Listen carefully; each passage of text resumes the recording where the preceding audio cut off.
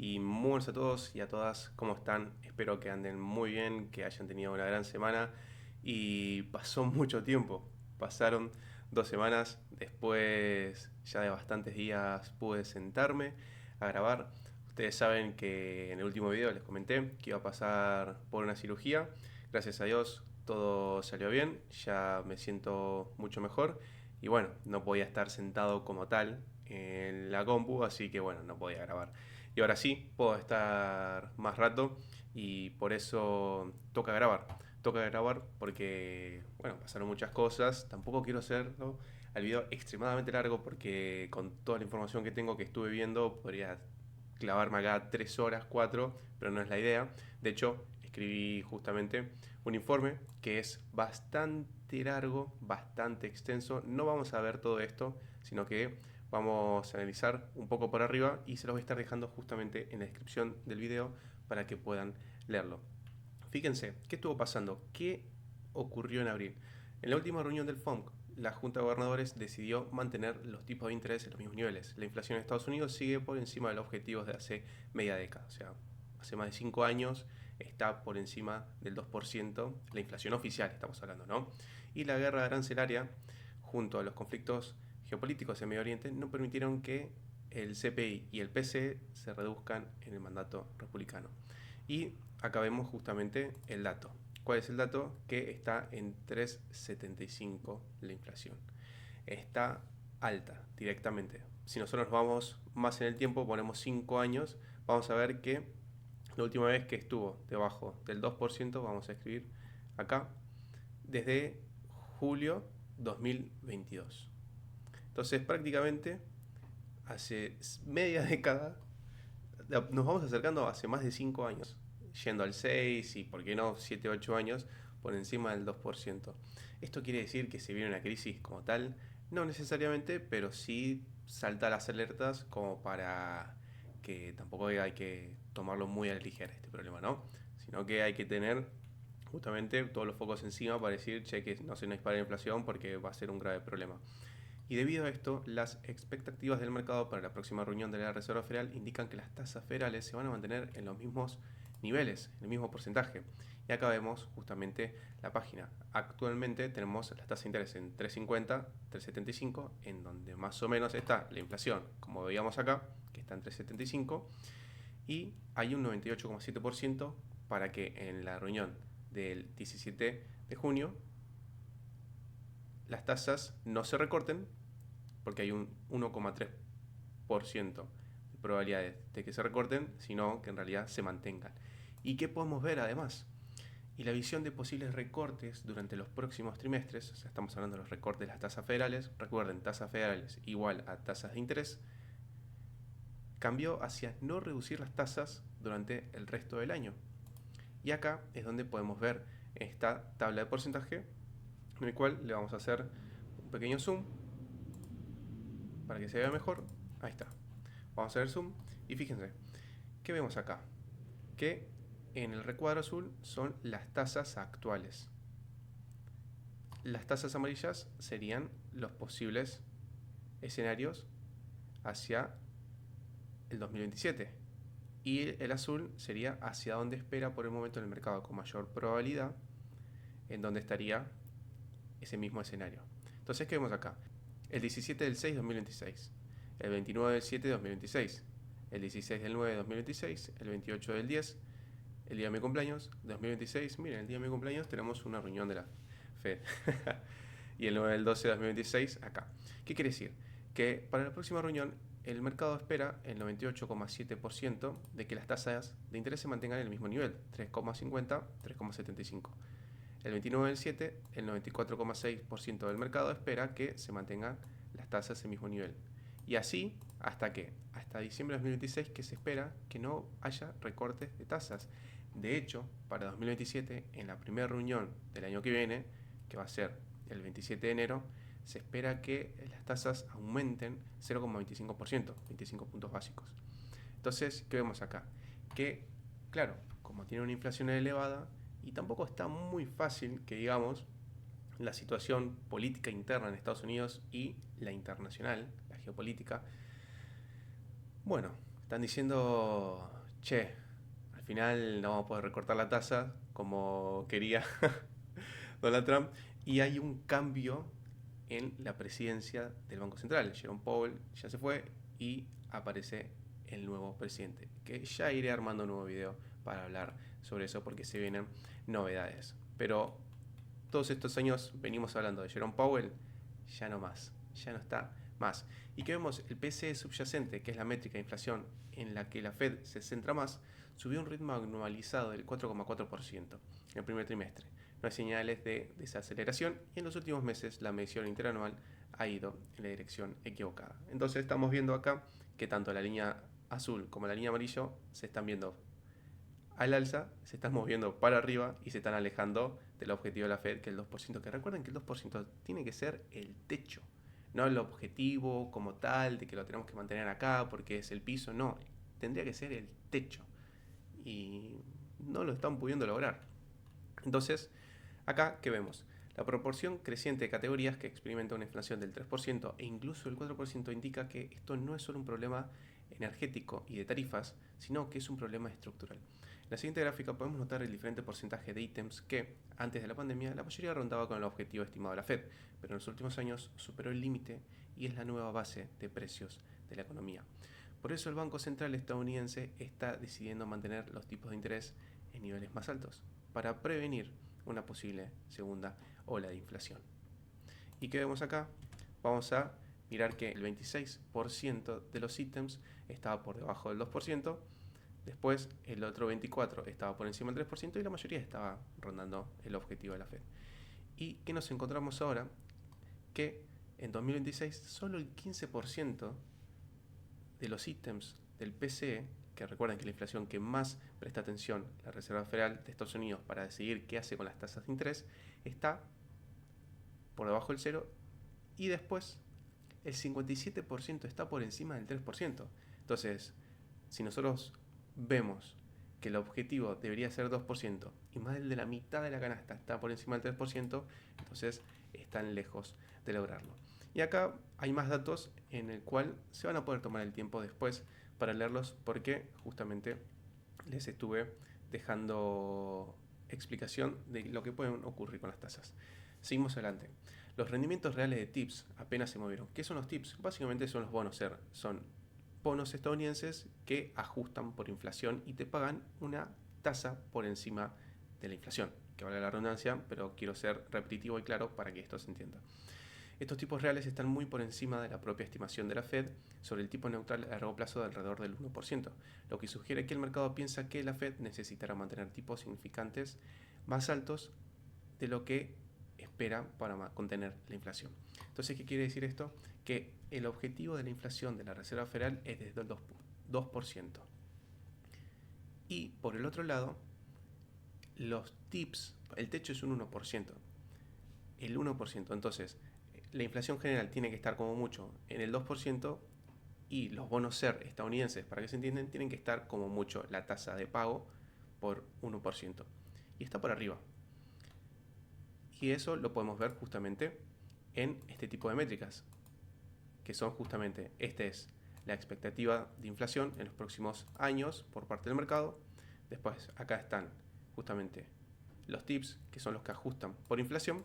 Y acá están el rendimiento de los bonos, que influyen muchísimo en qué es lo que espera el mercado. No solamente para el corto plazo, que pueden ser en las letras de 3 meses, también en los bonos de 2 años, sino que son muy importantes lo del 5, que es como un termómetro de cómo están las tasas de interés. Y después están los bonos de 10 años, que es mayormente donde está financiado el Tesoro de Estados Unidos. Y después el de 30 años, que son muy importantes los bonos de 30 años, que actualmente fíjense que el bono de 30 años superó el 5%, y esto afecta justamente a la tasa hipotecaria en Estados Unidos. Entonces, si tienen una debilidad en el mercado inmobiliario en Estados Unidos, entonces hay problemas para que las personas consigan vivienda. Y si hay problemas para que las personas consigan vivienda, entonces, al ser un país en donde se utiliza mucho el crédito como tal para consumir, con una tasa alta, el consumo disminuye. Entonces esto también puede afectar directamente no solamente a la financiación de las personas, sino a la financiación de las empresas, también de los fondos inmobiliarios y demás, y al mismo tesoro como tal. ¿Y qué vemos acá? Que tenemos que ver la tasa neutral. Y no voy a explicar como tal esto ahora mismo porque es largo. De hecho, hay una fórmula para hacerlo. Fíjense, que es el break-even inflation, que es justamente la expectativa de inflación, que es esta tasa. Es la inflación implícita que el mercado espera en un horizonte determinado y se obtiene de la diferencia entre el rendimiento de un bono del tesoro nominal y el rendimiento de un TIPS. Entonces nosotros lo que hacemos es tomar el rendimiento nominal de un bono y después se le resta el rendimiento real del TIPS, que es este, el Inflation Index. Y al momento de haber hecho justamente este artículo que nos daba, entonces la cuenta nos quedaría de esta manera. Tomamos el rendimiento nominal del bono del tesoro nominal a 10 años, que es un 4,4%, y le restamos el rendimiento de los TIPS, que es el bono SER estadounidense a 10 años, que está en 1,94% a la hora de escribir este artículo. Este cálculo quedaría en 4,4 menos 1,94 igual a 2,46%. Ese 2,46% es la inflación promedio anual que el mercado espera durante los próximos 10 años. Y acá está el Break-Even Inflation Rate, que justamente nos da que la inflación esperada para los próximos años, fíjense que el techo prácticamente está acá, en 3% que una vez estuvo, y el piso es 2%. O sea, la Reserva Federal tiene como objetivo mantener un techo del 2% de la inflación, pero el mercado espera que el 2% por el momento sea el piso. Entonces, acá hay un dilema muy importante y todo esto se puede calcular y está explicado justamente en este artículo en el que me tomé el tiempo de dejarles también las fuentes. Así que todo esto también lo van a poder estar viendo y justamente lo publiqué en Twitter. Así que todo apoyo me vendría muy bien porque, bueno, dejando like, retuiteando, comentando, realmente ayudaría mucho. Todo esto es para el algoritmo y para seguir creciendo. Y todo está acá justamente publicado y explicado que es el mismo contenido. Y la verdad que me ayudaría un montón dándome una mano. Así que bueno, todo esto a nivel macro de manera resumida para que se pueda entender. Ahora, justamente, algo bueno que me pasó es en este tiempo que, bueno, hay que seguir trabajando. Como trabajo con la computadora y tengo la notebook, podía estar sentado y estando justamente como home office. Después de una semana ardua de trabajo, siendo más difícil por la cirugía, aprovecho el sábado para leer y descansar. Este es el libro que estoy leyendo que está muy bueno, El mito del déficit, de Stephanie Kelton. Habla sobre teoría monetaria moderna y la verdad que lo recomiendo muchísimo. Y si quieren escuchar sobre estos temas económicos en español, tienen que seguir a Daniel Baeza, porque es un gran comunicador. Realmente es mi mentor en este tema, Daniel Baeza, y en el pasado hemos grabado justamente una charla y cuando me sienta mejor y podamos organizar, se viene una segunda y ya tengo el ok de él. De hecho, acá me pregunta qué me pasó, le conté y le dije para que podamos grabar y dice que te recuperes pronto y con gusto grabamos. Y algo que sí me llamó muchísimo la atención, y esto de Polymarket lo vamos a sacar, a ver si lo podemos sacar, ocultar respuesta. No quiero, bueno, no importa. Esto de publicidad. Fíjense, Stephanie Kelton me respondió y es una de las máximas referentes realmente de la teoría monetaria moderna. Y me pone que te recuperes con la recuperación. Y la verdad que estuvo muy bueno, o sea, es un gesto que a uno lo pone muy contento, porque es una de las cracks de análisis económico y bueno, escribió este libro y lo estoy leyendo y está muy bueno. Y bueno, me responde Daniel Baeza y me responde Stephanie Kelton y bueno, para mí es un gran mimo de la vida.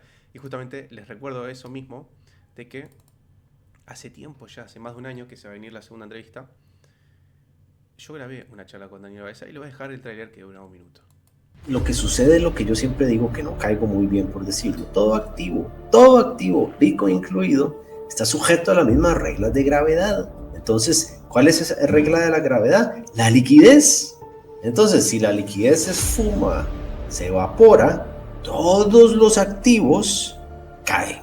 No importa que sea Bitcoin, no importa que sean acciones de Apple, todos van a caer porque todos están sujetos a la misma regla de gravedad. Yo siempre le pregunto a los Bitcoins, ¿estarías dispuesto a mantener esa ideología sabiendo que quedas sin trabajo? Y ahí cambia la cosa, ¿no? A los austríacos yo les digo, sí, genial, la recesión genera limpia. Y cuando queda tu madre sin trabajo, todavía pensarías igual.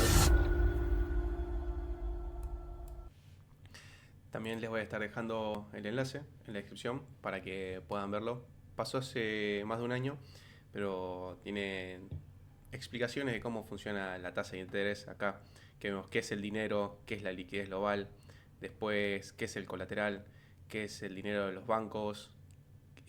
Hablamos sobre la tokenización de activos, en qué se puede beneficiar, si la Reserva Federal es independiente y muchos otros temas más. Y bueno, como les digo, se va a venir una segunda entrevista, así que atentos, dejen like, también suscríbanse y activen la campanita para cuando eso pase también estén avisados. Yo los voy a avisar igualmente, pero para que estén atentos.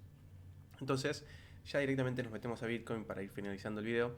El mercado tradicional está muy arriba a pesar de las malas noticias de inflación. Esto no le da margen a la Fed para recortar los tipos de interés, eso ya lo vimos. Si llegase una corrección generalizada en el S&P 500 y el Nasdaq, no descartemos ver una caída de Bitcoin a la media móvil de 200 semanas y ver esa gran, que recuerden que no es recomendación de inversión, pero para mí sería la gran oportunidad de ciclo. Actualmente, fíjense que la media móvil de 200 semanas está en 61.000. O sea, está subiendo. Recuerden que lo que yo les digo todo el tiempo. Como Bitcoin va subiendo, la media móvil, la línea azul, también va subiendo.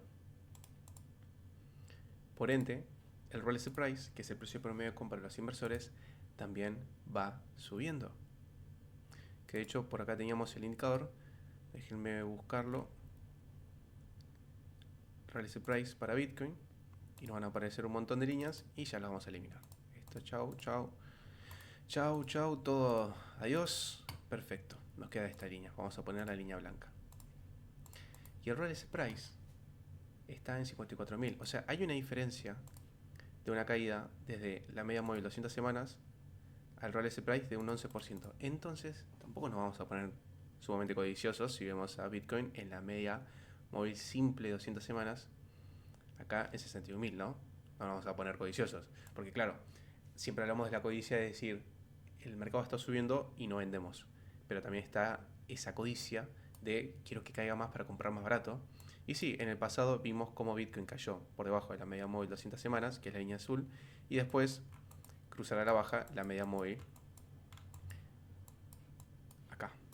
El Rolex Price de la cadena de Bitcoin.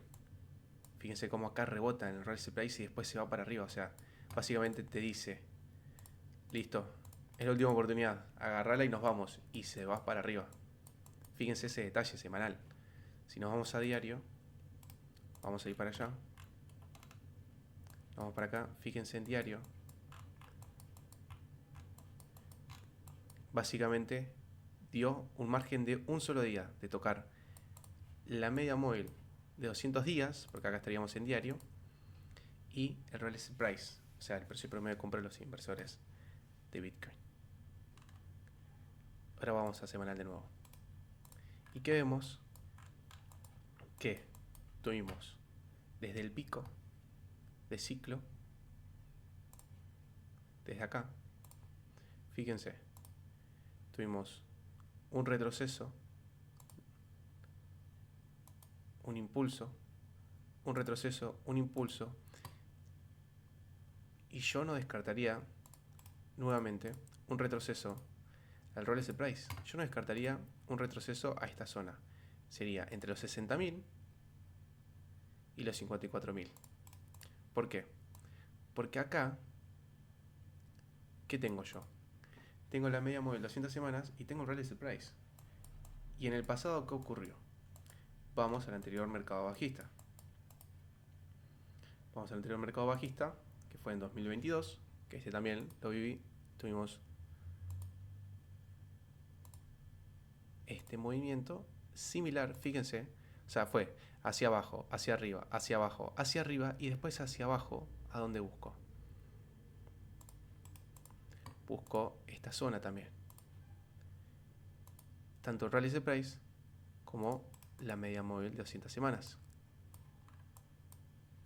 ¿Podría venir a buscarlo acá? Sí, porque lo hizo acá. Ya lo hizo en el pasado. Vamos a marcar esto así.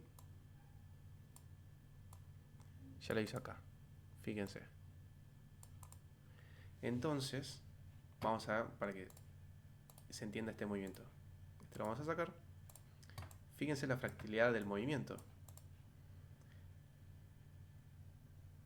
Un impulso bajista, retroceso alcista, impulso bajista, retroceso alcista, un impulso macro hacia la baja para ir al mínimo del ciclo. Un impulso bajista, retroceso alcista, impulso bajista, retroceso alcista y un impulso macro para ir a buscar los mínimos del ciclo. ¿Dónde estarían? Bueno, según los ciclos, en octubre-noviembre de 2022 se hizo el mínimo y podríamos ver en octubre-noviembre 2026 el mismo movimiento fractal de 4 años. De hecho, si nosotros vemos esto acá, en febrero se hizo un piso. Vamos a anotar, vamos a marcarlo así para que se entienda. Acá se hizo un piso y después subió. Y acá, fíjense que en febrero se hizo un piso y después subió. Y Bitcoin quiso después del piso en febrero y subir, caer. Acá después del piso de febrero subió y podría caer. Y ahí vamos a poner de nuevo la media móvil 200 semanas, el RSI price, y está en este rango. Yo no lo descartaría. Yo, Samuel, ¿tengo liquidez preparada para esos puntos? Sí.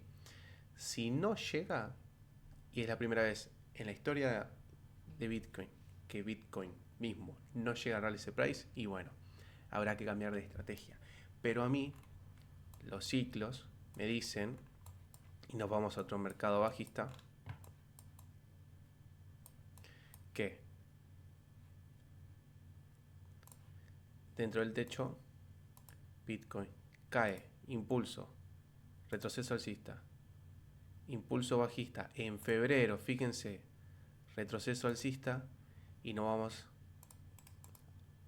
al último trimestre del mercado bajista, cruzando la baja, el RSI price, yendo a buscar la media móvil 200 semanas, otra vez al mismo rango fractal, y donde hizo ese soporte acá en febrero. Entonces vamos a sacar de nuevo la media móvil 200 semanas, vamos a sacar el RSI price y fíjense, se hace pico, techo de mercado, de ciclo, un impulso bajista, uno solo, un retroceso alcista, segundo impulso bajista, segundo retroceso alcista y tercer impulso macro para ir al último trimestre del mercado bajista y buscar la media móvil 200 semanas y cruzar a la baja el RSI price. Y este punto fue en febrero de 2018. Nos vamos a 2022.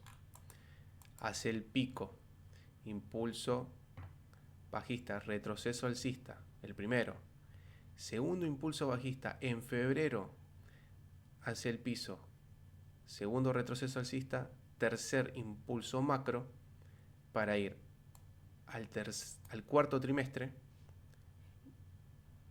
del mercado bajista, cruzar a la baja la media móvil 200 semanas, cruzar a la baja el RSI price para después tener otro mercado bajista. Y actualmente, ¿qué estamos viendo? Pico de mercado, primer impulso bajista, primer retroceso alcista, segundo impulso bajista, febrero se hace piso local, segundo retroceso alcista, y podríamos ver un tercer movimiento macro a la baja, yendo a buscar la media móvil de 200 semanas y también el RSI price. Así que no mucho más, espero que el video les haya gustado. Recuerden que les voy a estar dejando el contenido del informe macro en la descripción. Realmente me ayudarían mucho si lo apoyan, dejándole like, retuiteando, comentando, porque ayudan muchísimo al algoritmo y estoy trabajando para que la cuenta crezca y estamos retomando la actividad en YouTube. Además que se viene en un tiempo la nueva entrevista con Daniel Paesa.